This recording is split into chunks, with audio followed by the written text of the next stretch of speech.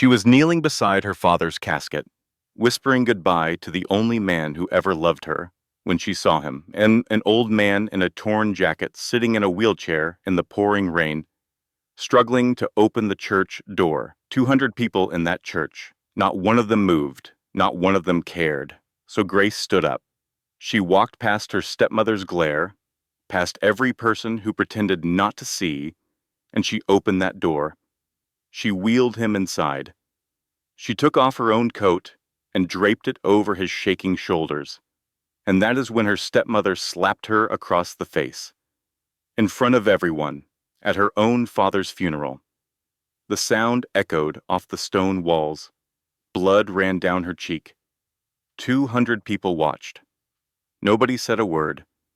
But here is what nobody knew. Not even Grace. That old man was not helpless. He was not homeless. He was not a stranger. He was her father's attorney, disguised in rags and a wheelchair, testing every single person in that room. And Grace was the only one who passed. 2 days later, he stood up from that wheelchair, walked into a room full of lawyers, and told Grace Mitchell that she had just inherited a $500 billion empire. Every company, every property, every dollar, all of it. The stepmother who slapped her was about to lose everything she spent 16 years stealing. But that is not even the real story. The real story is what happened next. When the people Grace trusted most turned against her, when her own ex-boyfriend lied under oath to destroy her, and when a dead man's trap caught every single person who deserved to fall. The rain had been falling for 3 days straight, as if the sky itself knew that Ezekiel Mitchell was gone and couldn't stop grieving. Grace Mitchell knelt beside her father's casket in the Ashford Community Church, her right hand resting on the polished mahogany, her left hand pressed against her stomach where no one could see the slight swell beneath her black dress. 5 months. 5 months pregnant and completely alone, kneeling beside the only person who might have cared, except he was gone now too. The church was packed. 214 people, according to the guest list Victoria had personally curated. Every seat filled with someone who mattered, or at least someone who thought they did. Business partners in Italian suits, politicians who owed favors, society women whose grief lasted exactly as long as the cameras were rolling. Grace didn't belong here. She knew that. Victoria had made sure she knew that every single day for the past 16 years. She whispered to the casket, so quietly that no one could hear. "I'm sorry I didn't come sooner, Dad. I'm sorry I believed her when she said you didn't want to see me." The church doors were heavy oak, built in 1892, and they required real effort to open. That was why Grace noticed the old man before anyone else did. He was in a wheelchair, parked just outside the entrance, getting soaked. His jacket was torn at the elbow. His shoes didn't match. One was brown leather, cracked and peeling. The other was a black sneaker, held together with duct tape. His hands were folded in his lap, like he was apologizing for existing. Grace watched as the funeral attendant, a young man named Kevin, who Victoria had hired specifically for his ability to follow instructions, glanced at the old man and then deliberately looked away. She watched as 2 board members from Mitchell Holdings walked right past him, close enough to touch, and never broke stride. She watched as Victoria's eyes slid over him like he was a crack in the sidewalk, something to step around and forget. Nobody helped him. Not one person out of 214. Grace stood up. Her knees ached from the stone floor. Her back hurt. In that new way, it had started hurting 2 months ago. A deep, persistent pressure that reminded her every single day that her body was no longer just hers. Victoria caught the movement. Her stepmother sat in the front row, dressed in a black Chanel suit that cost more than Grace made in 3 months at the hospital. Her hair was perfect. Her makeup was perfect. Everything about Victoria Whitmore Mitchell was always, always perfect. Sit down, Victoria hissed, barely moving her lips. Grace didn't sit down. She walked past Victoria, past the board members, past the politicians and the society women and every single person who had looked at that old man in the rain and decided he wasn't worth the effort. She pushed open those heavy oak doors, and the rain hit her face like a slap, cold and sharp. "Come on in, sir," Grace said softly. She positioned herself behind his wheelchair and began pushing him through the doorway. "There's space right up here." His clothes smelled like wet wool and something else, something metallic, like old coins. Up close, she could see his eyes were clouded, or at least they appeared to be. His hands shook slightly in his lap. "Thank you, young lady," he said. His voice was rough, like gravel rolling downhill. "Most people just walk on by." "Most people aren't paying attention," Grace said. She wheeled him to an open spot near the back pew, set the brake on his wheelchair, and took off her own coat, the only good coat she owned, and draped it over his wet shoulders. She never made it back to the casket. The sound came first, a crack so sharp and sudden that it bounced off the stone walls and stained glass windows and seemed to hang in the air like smoke. Then the pain.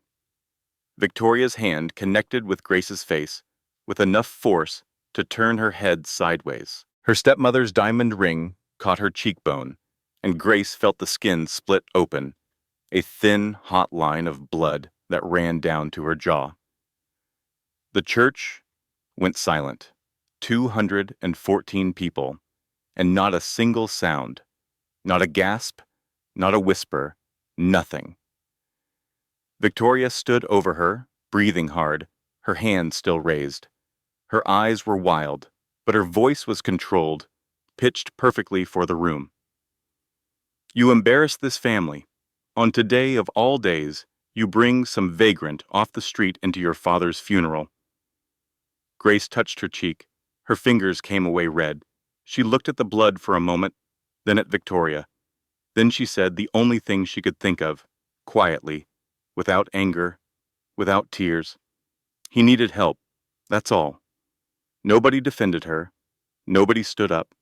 Nobody said a word.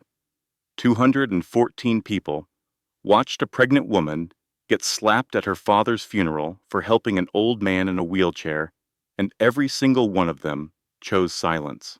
Grace didn't know it yet, but the old man was watching her too, and his eyes, behind those clouded lenses, weren't clouded at all. 16 years earlier, 12-year-old Grace Mitchell stood at her mother's grave and held her father's hand so tight her knuckles turned white. Catherine Mitchell had been sick for 2 years, ovarian cancer. She fought it the way she did everything, quietly, stubbornly, with a kind of grace that made other people feel braver just by being near her. She lost the fight on a Tuesday in October, when the leaves in the apple orchard behind their house were the exact shade of gold she always said was her favorite color. For 6 months after the funeral, it was just Grace and her father. Ezekiel Mitchell, the man who had built a $500 billion empire from nothing, who commanded boardrooms and terrified competitors who had once told a United States senator to sit down and stop wasting his time, that man made his daughter terrible pancakes every Sunday morning. He read to her at night. He drove her to school and picked her up, even when his schedule said he should be in Hartford or New York or London. He wasn't good at grief. He didn't know the right words, but he showed up. Every single day, he showed up. Then Victoria arrived. She came into their lives like a warm front, all sunshine and gentle breezes. She was beautiful, 42 years old, a former real estate agent with a southern accent that made everything she said sound like a compliment, even when it wasn't. She laughed at Ezekiel's bad jokes. She brought Grace presents. She cooked meals that were better than anything Grace and her father had managed on their own. They married 11 months after Catherine's death. Grace was the flower girl. She wore a white dress and smiled for the photos because her father asked her to, and because she wanted him to be happy, even though something in her stomach felt wrong, like swallowing a stone that wouldn't go down. The changes came slowly, so slowly that Grace didn't recognize them as changes at all until years later, when she could look back and see the pattern like a trail of breadcrumbs leading into a dark forest. First, her bedroom moved. Victoria said the master wing needed a sitting room, and Grace's bedroom, the one with the window overlooking the apple orchard, was just perfect. Grace moved to the smallest bedroom on the third floor. Victoria promised to decorate it beautifully. She never did. Then the photographs disappeared. Grace came home from school one day, and every picture of Catherine was gone. Victoria explained that she'd had them professionally stored to protect them from sun damage. Grace never saw them again. Then the letters started. Or rather, the letters stopped. What Grace wouldn't learn for 16 years was this. Victoria intercepted everything. Every note Ezekiel tried to leave on Grace's pillow. Every text he sent asking about her day. Every birthday card. Every Christmas letter. Every attempt he made to reach across the growing distance between them. Victoria caught them all. She replaced them with silence. And silence, when it comes from the person you love most, is louder than any scream. To Grace, it felt like abandonment. Her father stopped talking to her, stopped asking about school, stopped showing up.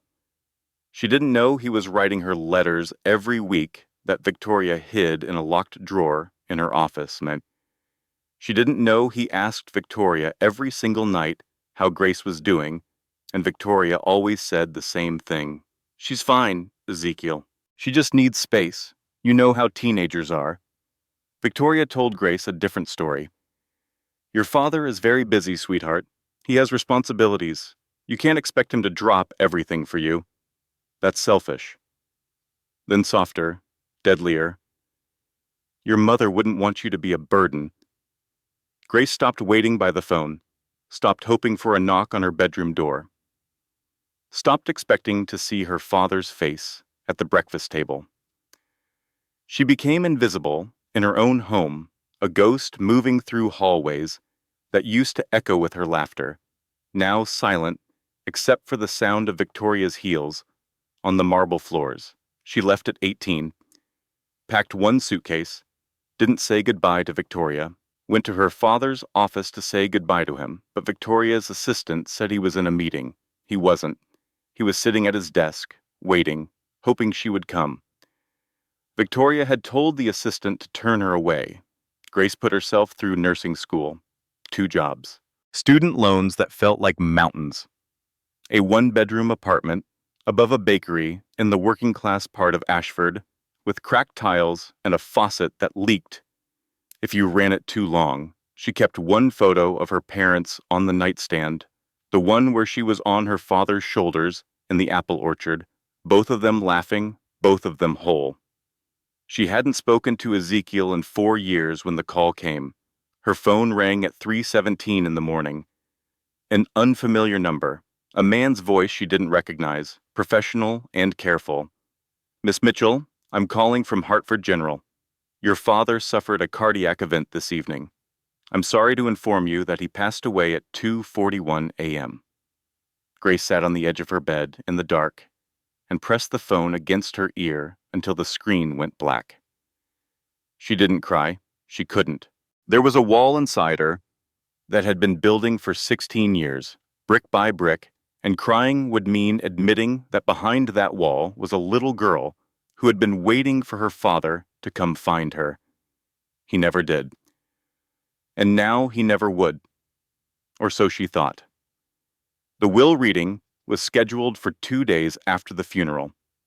Not because of tradition, but because Ezekiel Mitchell never believed in wasting time.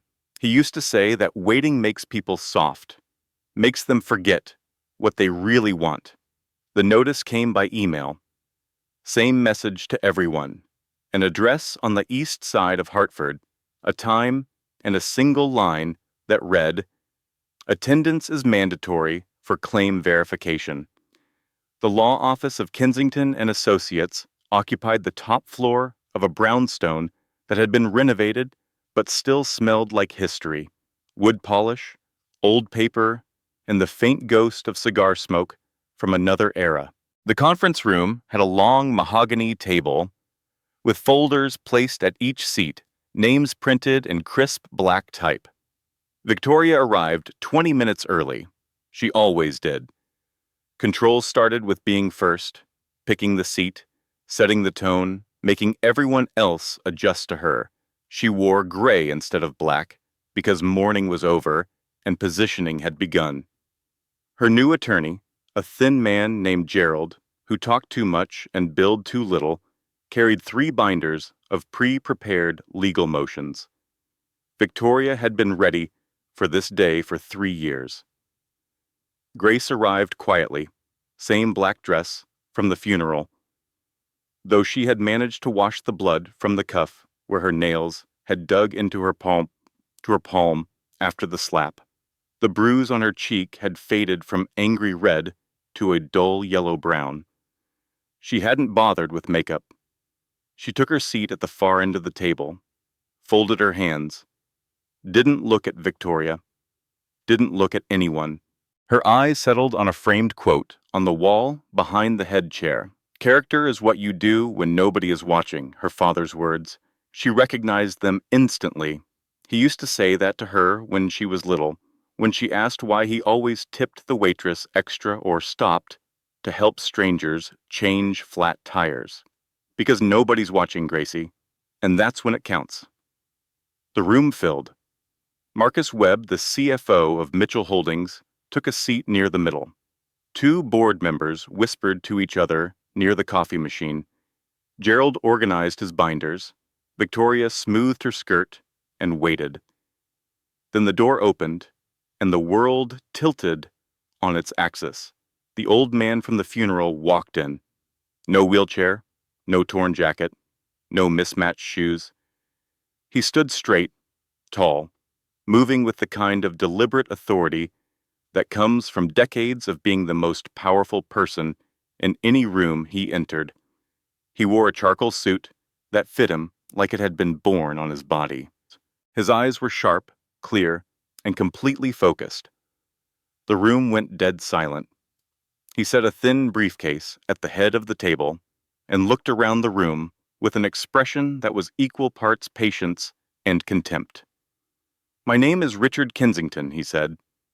His voice wasn't rough anymore. It was smooth, precise. A voice that had argued cases before the Supreme Court and never once raised itself above a conversational tone. "I am the senior executor of the Ezekiel Mitchell estate. I apologize for the theater at the funeral." But the theater was necessary. Victoria's face went through 3 expressions in 2 seconds. Confusion, recognition, fear. Gerald dropped his pen. It rolled under the table, and he didn't pick it up. Richard continued, without waiting for the room to recover.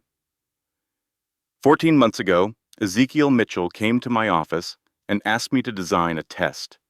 Not of intelligence, not of business acumen, not of loyalty, because loyalty can be bought, and he knew that better than anyone. He paused. A test of character. He opened the briefcase. Inside were folders identical to the ones already on the table, but thicker, heavier. Mr. Mitchell believed that character reveals itself most clearly when there is no reward in sight, when kindness costs you something, when the person you are helping cannot possibly help you back.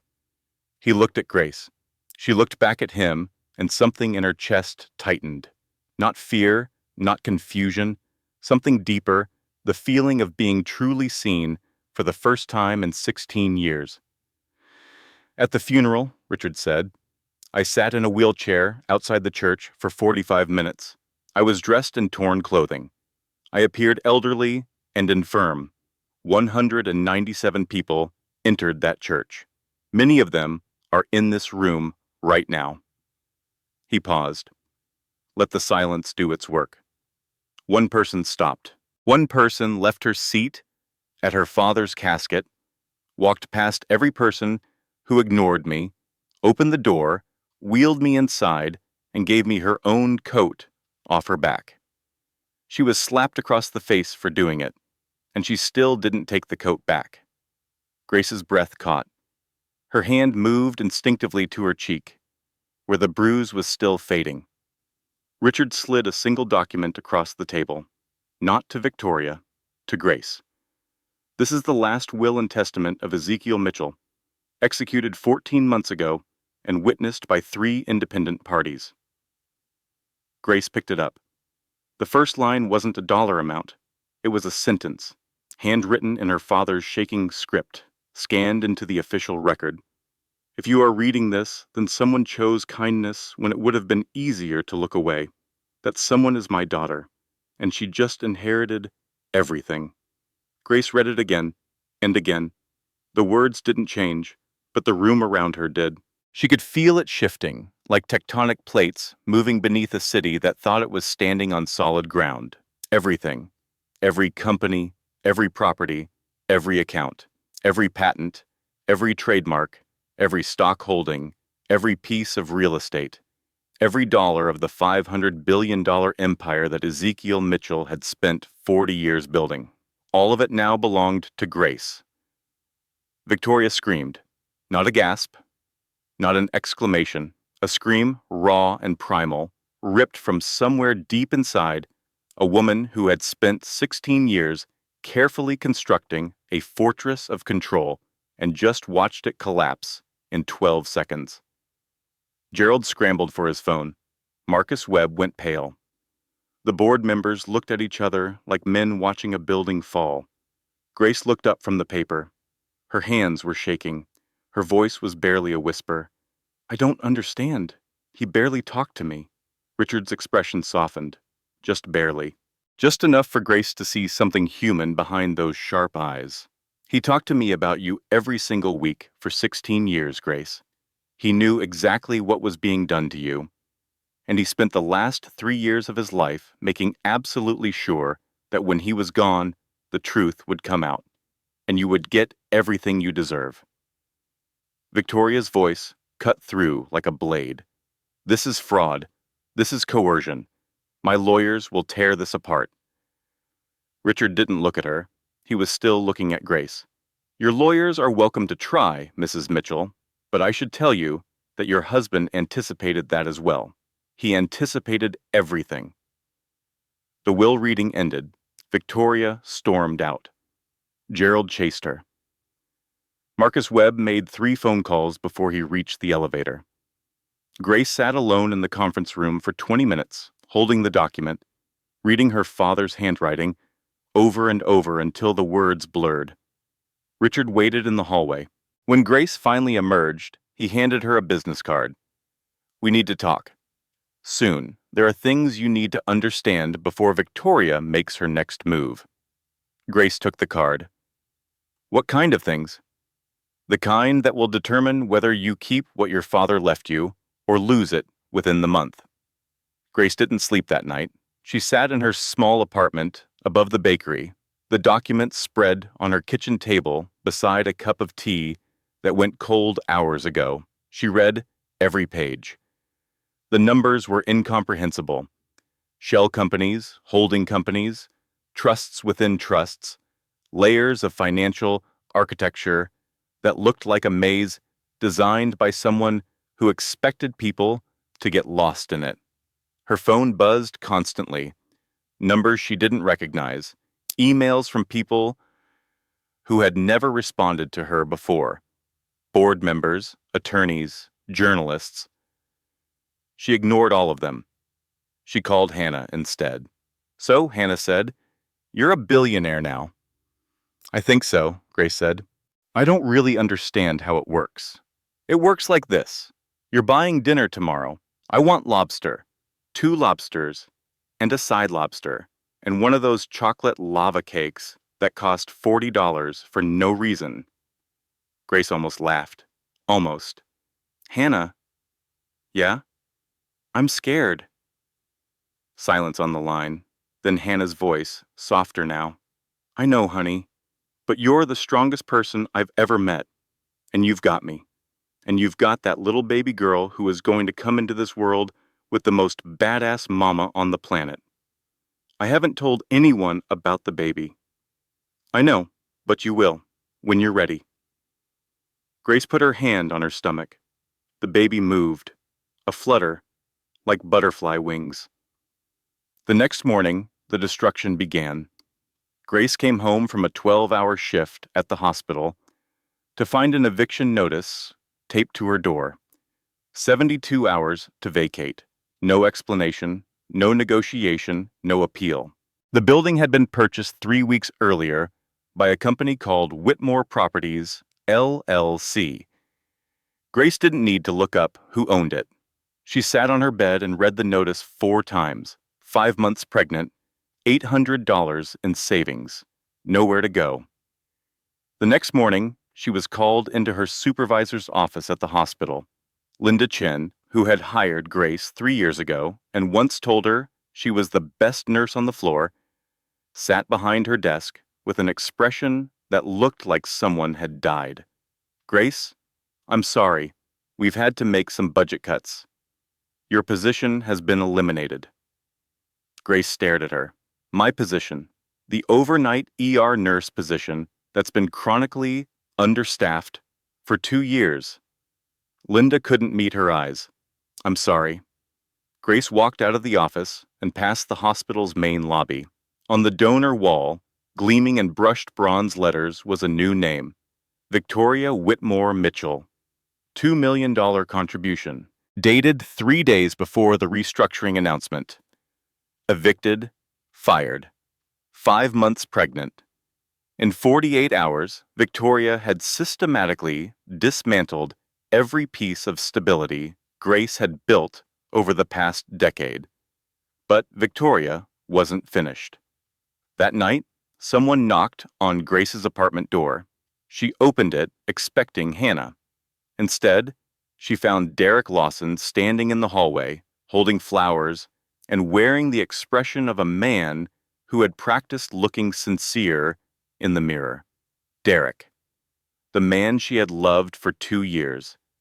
The man she had called at 11 at night, shaking, terrified to tell him she was pregnant. The man who had driven to her apartment, sat in her kitchen, looked her in the eyes, and said, I didn't sign up for this, Grace. This isn't what I want. Then he left. Drove away, didn't call, didn't text, didn't show up when she had her first ultrasound alone, gripping the armrest of the chair and trying not to cry when the technician asked if the father would like to see the screen. Now here he was, flowers and cologne and that calculated smile.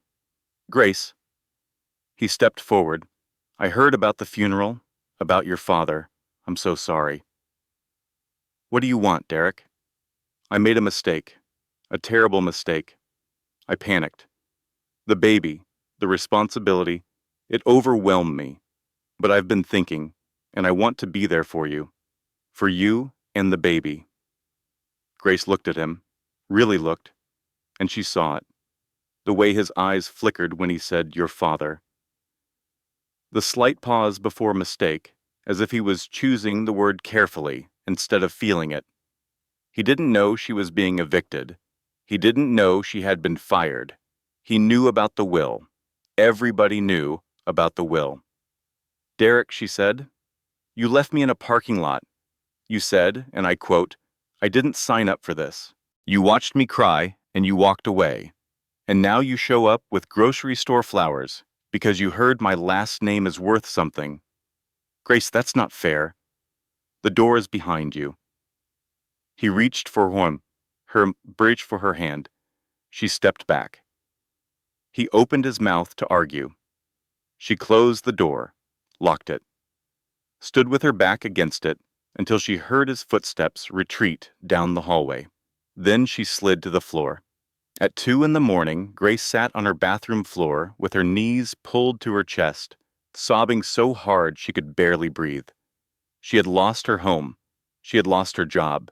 The father of her baby was a coward who only showed up when there was something to gain. Her father was dead.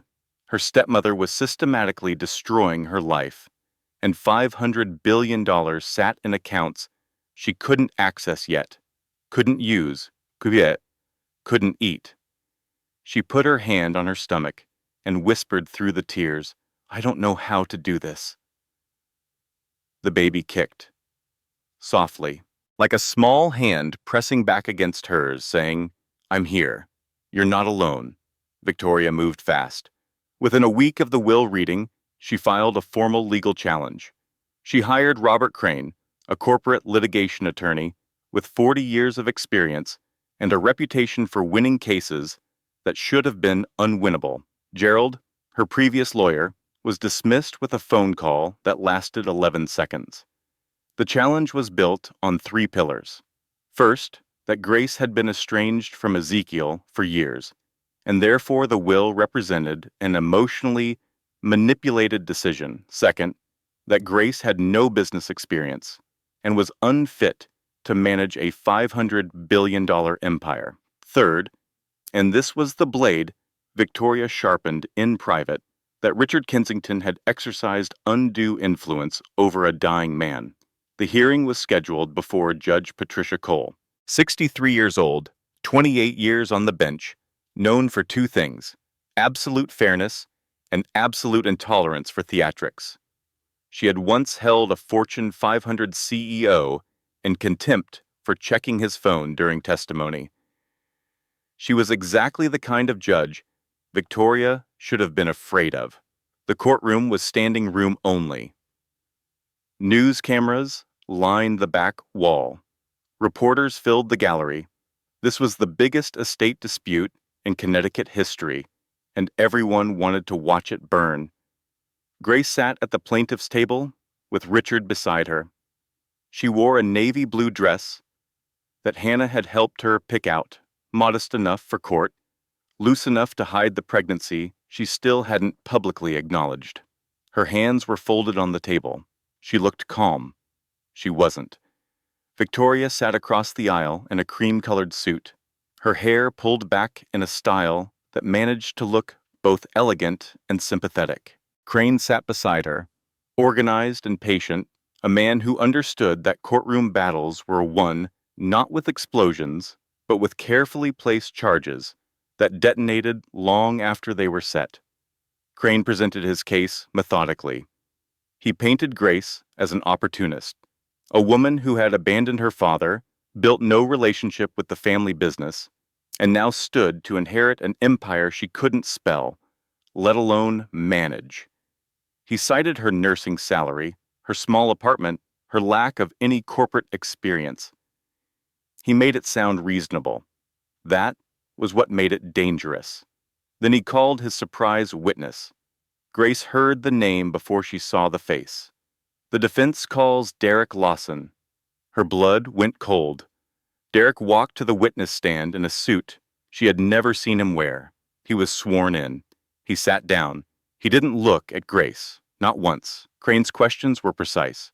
"Mr. Lawson, how long were you in a relationship with Miss Mitchell?" 2 years. During that time, did she ever discuss her father's estate? Frequently. She talked about the money a lot. She always said she deserved more from him. She said one day it would all be hers. Grace's mouth opened. No sound came out. Did she ever express a plan to reconcile with her father? She said she was waiting for the right time. She wanted to get back into the family before anything happened to him. She said the inheritance was her backup plan. Every word was a lie. Every single word. Grace had never once talked to Derek about her father's money. She had barely talked about her father at all, because the pain of it was too deep and too private and too raw. Derek knew that. He had held her when she cried about it. He had seen the one photograph on her nightstand and asked why she only had one, and she had told him, because one was all she could bear to look at. Now he sat in a witness chair, under oath, and turned every private moment into a weapon. Crane continued, Mr. Lawson, is it your assessment that Miss Mitchell's pregnancy was planned? I believe it was strategic. She told me she wanted to have a baby because it would generate sympathy. She said people feel sorry for single mothers. The courtroom murmured. Grace couldn't breathe. She could see it now, the invisible thread connecting Derek to Victoria. Money exchanged in private, promises made in parking lots, her most intimate moments purchased and repackaged as evidence. She wanted to scream. She wanted to stand up and tell every person in that room that Derek Lawson was a liar and a coward, and that the only thing strategic about her pregnancy was surviving it alone. But Richard's hand touched her arm, just barely, just enough to say, not yet. Judge Cole called a recess. Grace made it to the bathroom before the tears came. She locked herself in a stall and cried with her hand pressed over her mouth so no one could hear. Her body shook. Her baby kicked, harder this time, almost frantic, as if the baby could feel her mother's pain and wanted to fight whoever was causing it. Hannah found her. She didn't ask questions. She just sat on the bathroom floor beside her best friend and held her until the shaking stopped. He's lying, Hannah said finally. Everyone in that room with half a brain knows he's lying. He knows everything about me, Hannah. Every private thing I ever told him. He knows the old you, the one who didn't own half of Connecticut. Hannah pulled back and looked at her. Time to introduce him to the new one. When the hearing resumed, Richard Kensington took the stand. He moved slowly, deliberately. He sat in the witness chair like a man settling into a favorite armchair, comfortable and unhurried. Robert Crane watched him carefully, the way a chess player watches an opponent who hasn't made a mistake yet. Grace's attorney, a woman named Sarah Price, who Richard had personally selected, began the examination. Mr. Kensington, how long did you know Ezekiel Mitchell? 43 years. We met in 1981. I was a federal prosecutor. He was a 26-year-old contractor who couldn't afford a lawyer. I took his case pro bono because I believed in what he was building. I never stopped believing. In the months before his death, did Mr. Mitchell discuss his estate plan with you? Extensively. Beginning 14 months before his passing, we met weekly, sometimes more. He was very clear about what he wanted and why he wanted it. Can you describe the nature of those conversations? Richard paused. When he spoke, his voice was different, softer, the voice of a man who had lost his best friend. Ezekiel knew he was dying. His doctors gave him 18 months. He used every day of it. He told me that the greatest regret of his life was not fighting harder for his daughter. He told me that Victoria had spent 16 years building a wall between them, and by the time he understood what was happening, the wall was too high to climb over. Did he provide evidence of this? He did. Richard opened a folder. Inside were documents that looked like they had been organized by someone who expected them to be questioned, because they had. Over the course of 14 months, Ezekiel Mitchell compiled a complete record of Victoria Whitmore Mitchell's activities. He hired private investigators. He engaged forensic accountants. He documented everything. Sarah Price turned to the judge. Your Honor, we would like to enter Exhibits A through M into evidence.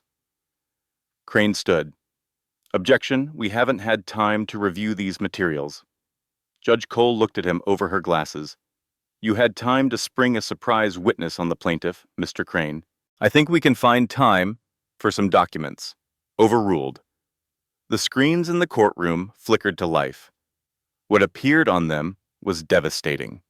16 years of intercepted communications. Letters Ezekiel had written to Grace, recovered from a locked drawer in Victoria's home office. text messages deleted from Ezekiel's phone, retrieved from cloud backups Victoria didn't know existed, emails between Victoria and a private counselor she'd hired not to help Grace, but to provide Victoria with advice on how to deepen the estrangement. The courtroom went quiet, not the polite quiet of a recess. The heavy, suffocating quiet of people realizing they have been watching a crime unfold for 16 years and never noticed. Then the financial records, $47 million, systematically siphoned from Mitchell Holdings through a network of shell companies, all registered under Victoria's maiden name. Wire transfers to offshore accounts. Real estate purchases in 3 states. A private jet leased through a company that existed only on paper. Marcus Webb's name appeared on 17 of the documents. He had co-signed transfers, approved budgets that didn't exist, created fictional vendor accounts. The CFO of Mitchell Holdings had been Victoria's accomplice for over a decade. Crane was on his feet. These documents are unverified. This is character assassination. Richard didn't raise his voice. He never did. They were verified by 3 independent forensic accounting firms, Mr. Crane. Their reports are included in the exhibits. They were also reviewed by the Connecticut Attorney General's office, which has opened a preliminary investigation. Victoria's face lost all color. She grabbed Crane's arm. He shook her off. Then Richard played the recording. The courtroom speakers crackled, and Ezekiel Mitchell's voice filled the room, tired, sad, but steady. Victoria has been stealing from me for years. She destroyed my relationship with my daughter. She intercepted my letters. She deleted my messages. She turned my own child against me by making Grace believe I didn't care. I didn't have the strength to fight her openly. The cancer was already spreading by the time I understood what she'd done. So I'm going to make sure that when I'm gone, the truth comes out. And Grace gets everything, because Grace is the only person in my life who ever loved me for who I was, not what I had. There was a long pause. Grace sat motionless, tears streaming down her face, her hands gripping the edge of the table. If you're hearing this, Gracie, I'm sorry. I'm so sorry. I should have been stronger. I should have fought for you. Please forgive me. And please, please don't let Victoria take one more thing from this family. The recording ended. The courtroom was silent for 11 seconds. Grace counted them without meaning to. Victoria stood up. That's fabricated. That's not his voice. That's not real. Richard looked at her. It was recorded in my office on March 14th of last year.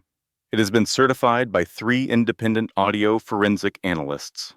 And Mrs. Mitchell, there are 14 more recordings. Would you like me to play them all? Judge Cole didn't wait for an answer. She tapped her gavel once. The challenge to the will of Ezekiel Mitchell is denied. The original will stands as written. Miss Mitchell inherits the full estate. Grace closed her eyes. She didn't celebrate. She didn't smile. She just breathed. For the first time in weeks, she just breathed. 3 weeks of peace. That was what Grace got. 21 days that felt like coming up for air after years of drowning. She moved into a brownstone in downtown Hartford. Not the Mitchell mansion, not the estate with its 12 acres and colonial pillars and rooms full of Victoria's furniture. Grace wasn't ready for that. She chose a 3-bedroom brownstone on a tree-lined street, close enough to the hospital where she used to work that she could walk past it and remember who she was before all of this. Richard became her guide. Every morning at 8, he arrived with coffee and a stack of files, and they sat at her dining room table while he explained the architecture of her father's empire. Mitchell Holdings wasn't one company. It was 237 companies, spread across 14 industries, operating in 31 countries. Real estate, technology, Manufacturing, healthcare, energy, each one a puzzle piece in a mosaic that only Ezekiel had ever seen whole. Your father didn't build a business, Richard told her one morning. He built a city, and you're the mayor now. Grace's first board meeting was terrifying. She sat in her father's chair at the head of a table, surrounded by people who were older, richer, and more experienced than her. She could feel their skepticism like humidity, heavy and inescapable. She didn't pretend to be something she wasn't. I don't know this business yet, she said. I know that, but I know people. I've spent 10 years as a nurse, and the thing about nursing is that you learn very quickly who's being honest with you and who's performing. So here's what I'm going to do. I'm going to learn, I'm going to listen, and I'm going to ask questions that might seem basic to you, but I promise you this. I won't make a decision I don't understand, and I won't pretend to understand something I don't. The room was quiet. Then Richard, standing near the back, began to clap. Slowly, others joined. Grace's first executive action was to reinstate 400 employees Victoria Foyt had laid off to inflate quarterly earnings. She called each department personally. An assembly line worker in the Pittsburgh factory cried on the phone. My daughter asked me every night when I was going back to work. I didn't know what to tell her. Grace said, "Tell her Monday." Hannah called that evening. So, how was your first day as Empress of the Universe? Exhausting. I made a woman in accounting cry because I told her she wasn't getting fired. See? You're already better at this than Victoria. She made people cry for the opposite reason. That's progress. Grace laughed. A real laugh, deep and unexpected. It felt like finding a room in her house she'd forgotten existed. She had her 6-month ultrasound with Hannah by her side. The technician moved the wand across her stomach, and there she was on the screen. A baby girl, fingers and toes, and a heartbeat that filled the room like a tiny drum. Hannah held the ultrasound photo up to the light. She already has your stubborn face. She has your attitude. Look at that fist. That's my goddaughter. She came into this world ready to fight. Grace put the photo in her wallet right next to the picture of her parents in the apple orchard. 2 generations of Mitchell women. One who was lost, one who survived, and one who was on her way. Investors stabilized. The markets responded positively to the leadership change. Local news ran a feature titled, "The Nurse Who Inherited an Empire and Chose Compassion."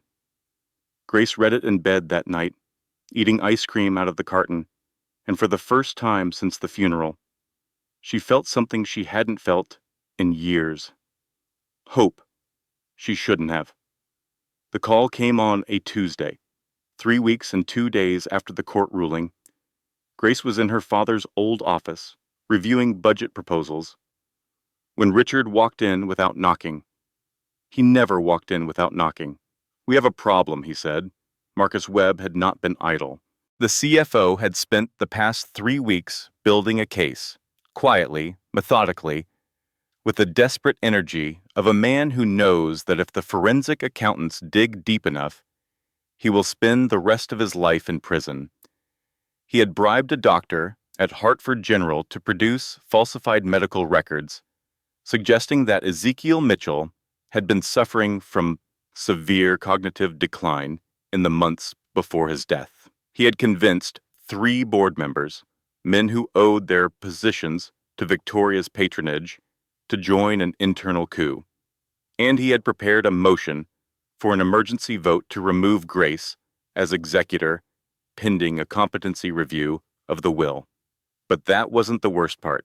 The worst part was that someone, and Richard couldn't yet prove who, had leaked Grace's medical records from the company health plan she'd enrolled in after taking control. Her pregnancy was now public knowledge. Grace saw the headline on her phone before Richard could tell her. "Mitchell Hare, pregnant and alone. Is she fit to run a $500 billion empire?" The article was devastating, not because it said anything explicitly cruel, but because it said everything implicitly. Unmarried, no listed father, emotional vulnerability, high-risk decision-making. It painted a picture of a woman who was in over her head, drowning in hormones and sentimentality, unfit to manage a lemonade stand, let alone a global corporation. Grace's phone rang. Victoria. She answered without thinking. Sweetie, Victoria's voice was warm, concerned, dripping with the kind of manufactured care that she had perfected over 16 years. I just saw the news.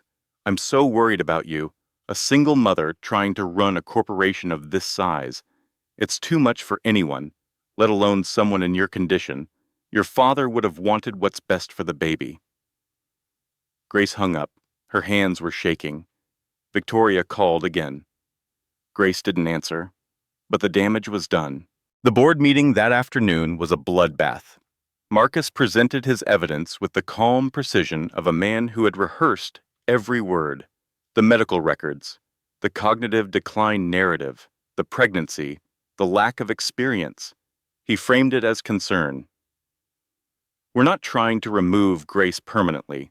We're simply asking for a temporary review period to ensure the company is protected during this transition.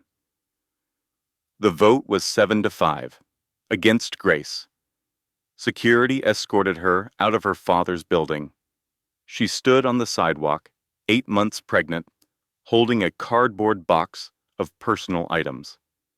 The framed quote from her father's office, "Character is what you do when nobody is watching," fell out of the box, and the glass cracked on the concrete.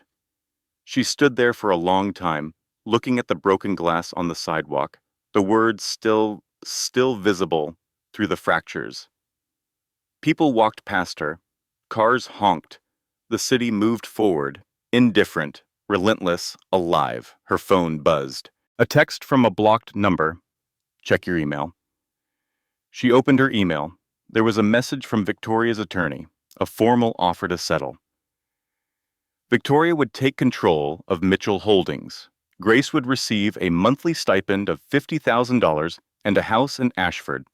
In exchange, Grace would sign away all claims to the estate and agree to a permanent non-disclosure agreement. $50,000 a month. It sounded like a lot. It was nothing. It was pocket change scraped from the floor of an empire that was rightfully hers.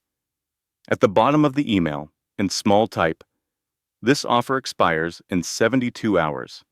Victoria was giving her 3 days. The same number of days she'd given Grace to vacate her apartment. That night, Grace sat in Hannah's spare bedroom. Everything was gone again. The company, the security, the future she was building for her daughter. Her phone rang. She looked at the screen. Derek. She should have ignored it. She knew that.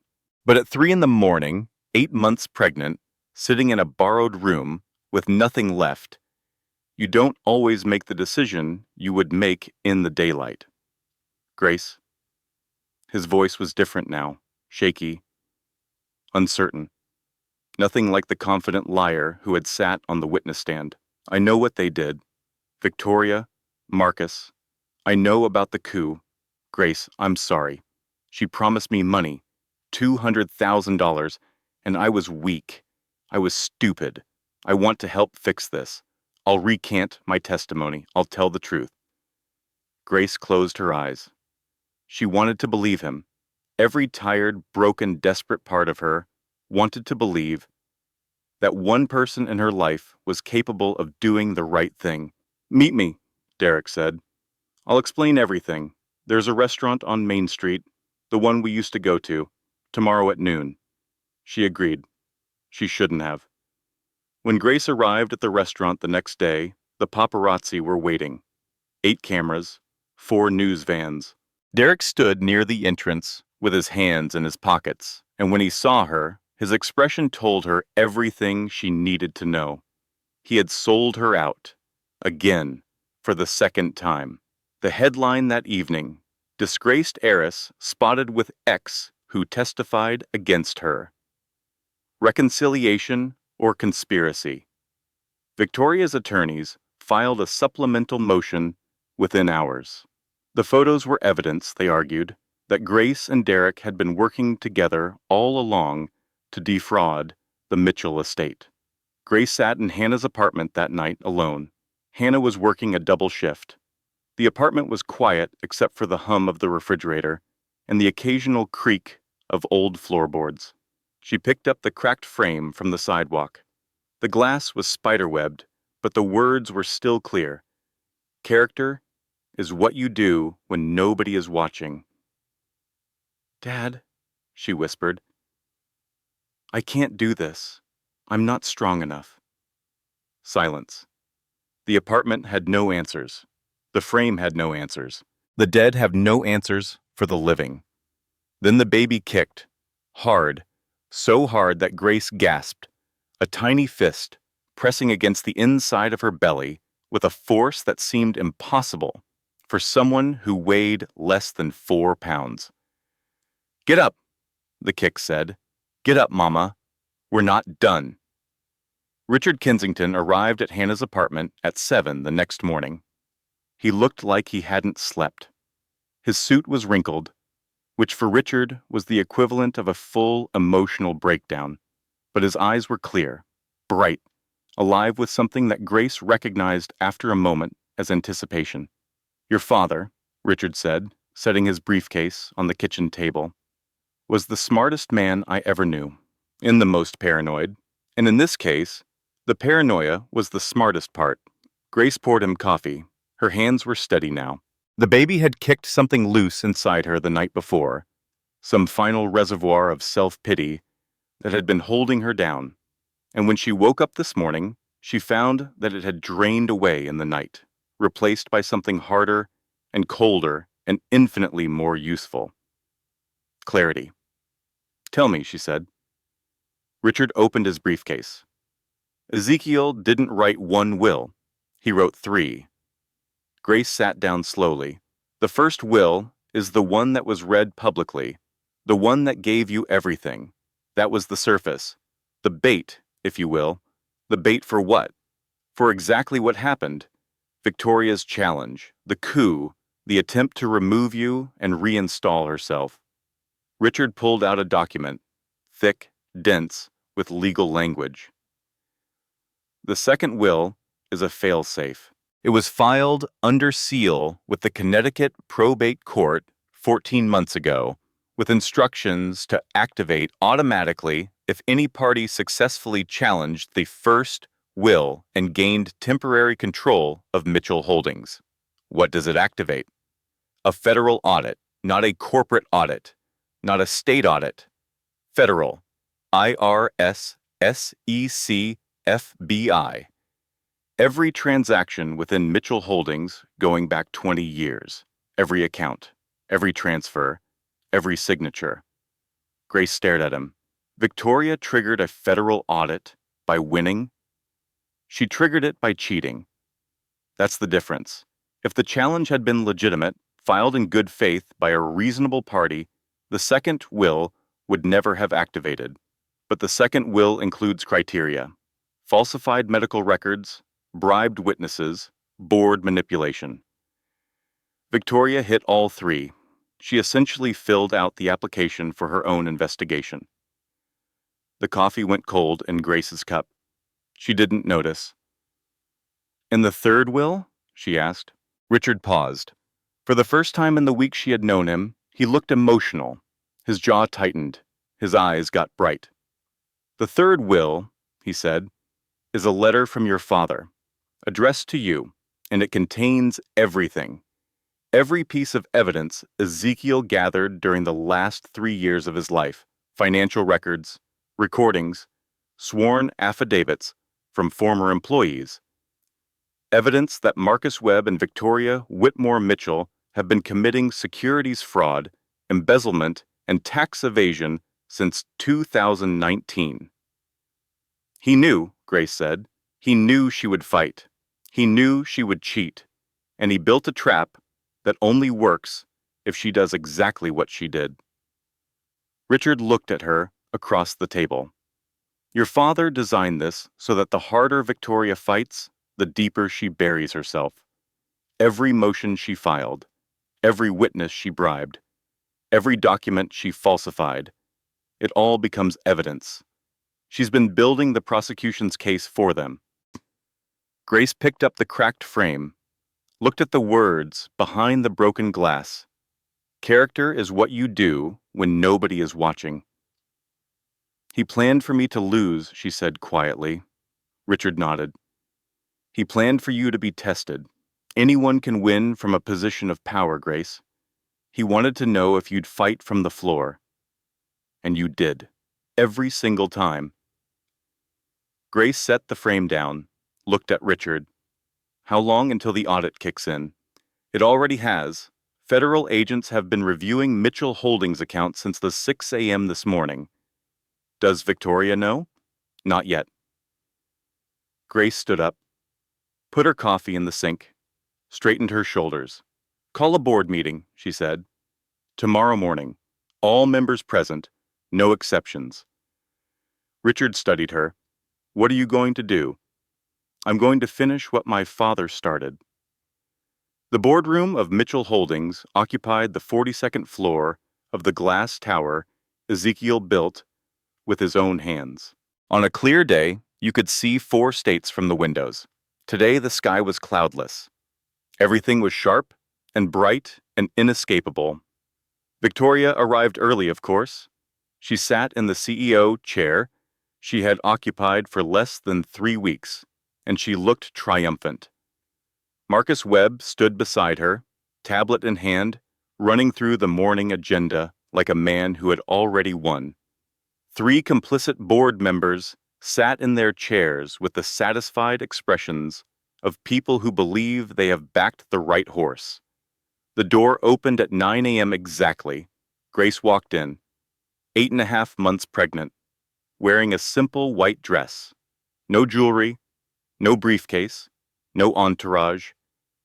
Just Grace and Richard, who carried nothing but a flash drive the size of a thumbnail. Victoria smirked. This meeting isn't open to former executives, sweetheart. Grace didn't respond to Victoria.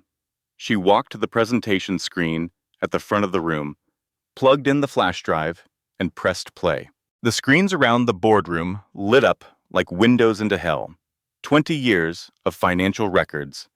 Every shell company Victoria had created, organized chronologically, with bank account numbers and transaction histories. Every wire transfer Marcus had approved, matched with the corresponding fake vendor invoices. Every forged signature side by side with the authentic ones, the differences highlighted in red. Every offshore account, every real estate purchase, every private jet lease, every dollar of the $47 million that had been stolen from the company Ezekiel Mitchell spent his life building. Marcus jumped to his feet. Where did you get that? Richard's voice was calm. From the man who built everything in this room, including the trap you just walked into. The screens changed. New documents appeared. The second will, now unsealed. The federal audit order, already signed. The FBI warrants, already executed. And a timeline showing that federal agents had entered the building at 7 a.m., 2 hours before the meeting began. They were already here, downstairs, in the finance department, in Marcus's office, in the server room. They had been here all morning, and nobody had told Victoria because nobody who knew had any reason to warn her. Victoria stood. Her face was the color of ash, the same color it had been at the funeral when the old man in the wheelchair stood up. But this time, there was no recovery, no plan B, no back door. You can't do this, she said. Her voice cracked on the last word. I'll fight this. I'll appeal. You'll what, Victoria? Grace's voice was steady, not loud, not angry, just present. Slap me again? The room went silent. Every person at that table remembered the funeral, the sound, the blood on Grace's cheek, the 214 people, who did nothing.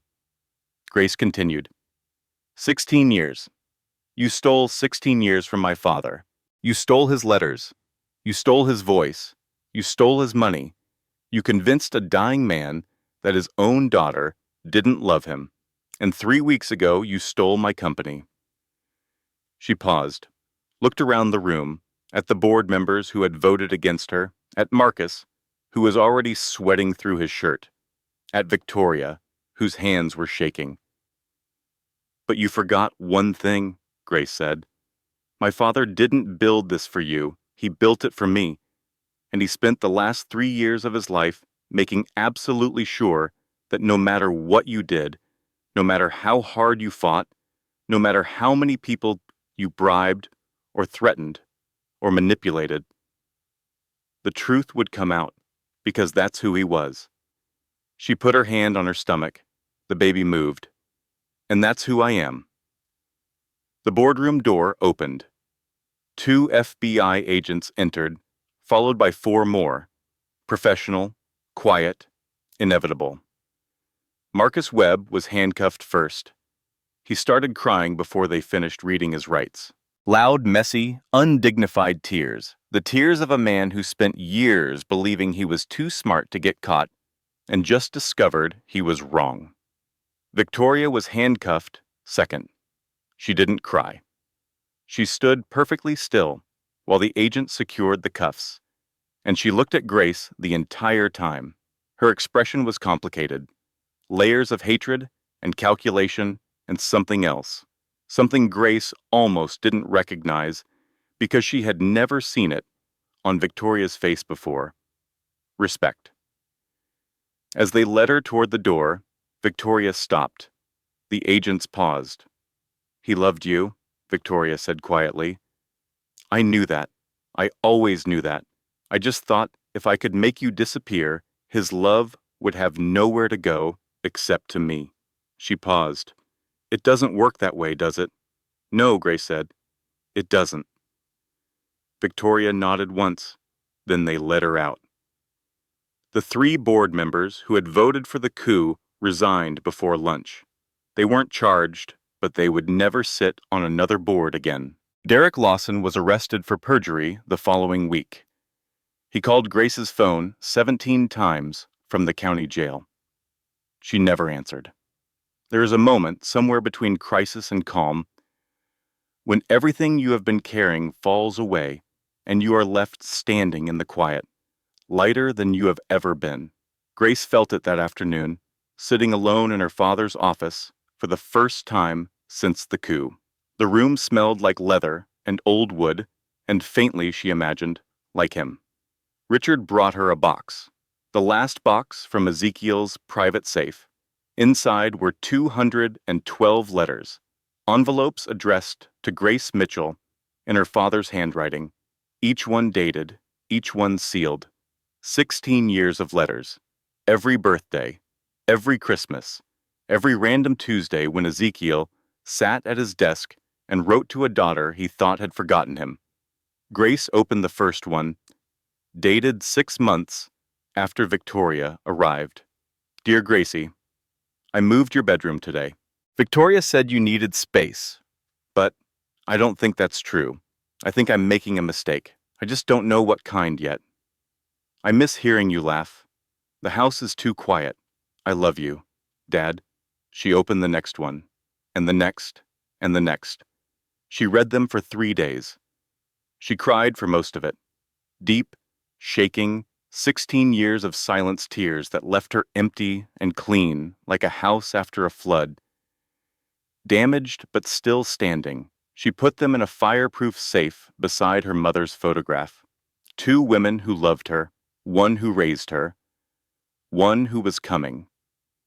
Grace went into labor on a Thursday afternoon during a board meeting.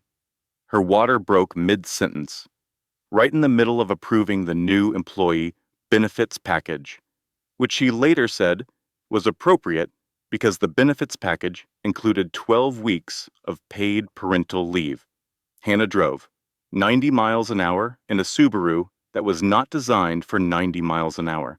I delivered 1 baby in nursing school Hannah shouted over the sound of the engine. "And I will not be delivering this one in a Subaru. Just drive, Hannah." Richard followed in a town car, on the phone with the hospital administrator, demanding the best room, the best doctor, and fresh flowers, which Grace had not requested, but which he felt were important. "Hannah," Richard's voice came through the speakerphone, "you've run 4 red lights. 5, the 5th one was orange. Charlotte Catherine Mitchell was born at 7:32 p.m., 7 pounds, 4 ounces. She had Grace's eyes and her grandmother Catherine's chin and a grip strength that made the delivery nurse laugh and say, 'That one's going to be trouble.'" Grace held her daughter in the hospital room while the last light of the day came through the window and painted everything gold. Richard stood in the doorway, his hands clasped behind his back, his eyes wet for the first and only time Grace would ever see. Hannah was asleep in the visitor's chair, still wearing the scrubs she'd had on during the drive, snoring softly. On the windowsill, in a new frame, with the crack still visible underneath, sat her father's quote, "Character is what you do when nobody is watching." Grace looked at her daughter's face, so small, so new, so completely unaware of the empire that waited for her, the fortune that bore her name, the war that had been fought before she took her first breath.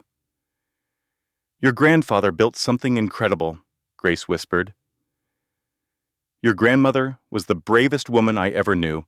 Your mama was a night shift nurse who talked to old men in wheelchairs and got slapped for it. And you, little one, you are the reason all of it matters." Charlotte yawned, a tiny, perfect yawn. Grace smiled, not for the cameras that would come tomorrow, not for the board that would need her on Monday, not for the $500 billion empire that she had never wanted, but would protect with everything she had. She smiled because her daughter was here, because the letters had been found, because the truth had come out, the way her father always knew it would, and because for the first time in her life, Grace Mitchell was not invisible.